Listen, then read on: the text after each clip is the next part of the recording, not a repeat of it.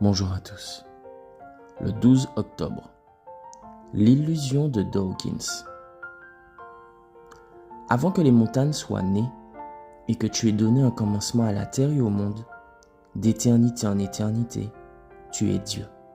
Psaume 90, verset 2. Peut-être as-tu déjà entendu l'échange suivant. Qui a créé l'univers? Dieu. Et si tu as créé l'univers, qui a créé Dieu?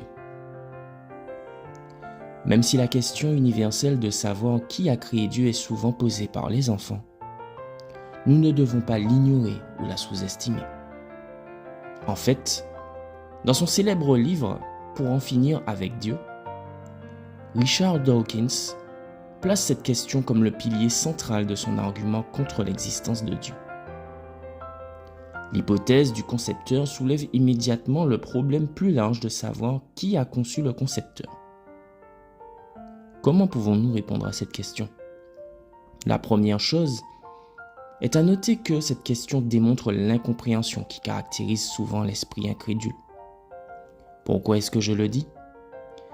Car se demander qui a créé Dieu, c'est supposer que Dieu est un être créé, alors que le Dieu de la Bible se définit comme le créateur incréé, l'alpha et l'oméga, Apocalypse 1, verset 8, et celui qui demeure dans l'éternité, Ésaïe 57, verset 15. Je ne crois pas non plus aux dieux auxquels Dawkins et les athées ne croient pas, car les dieux qui ont un commencement sont en réalité des idoles, et nous n'avons pas besoin que Dawkins écrive un livre pour savoir que ces dieux ne méritent pas notre adoration. Un Dieu créé est une illusion qui ne peut exister que dans l'esprit de personnes comme Dawkins.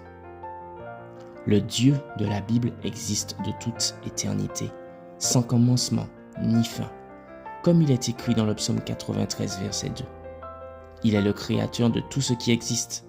Cela est illustré par le mérisme dans Genèse 1, verset 1, qui mentionne le ciel et la terre, signifiant tout l'univers.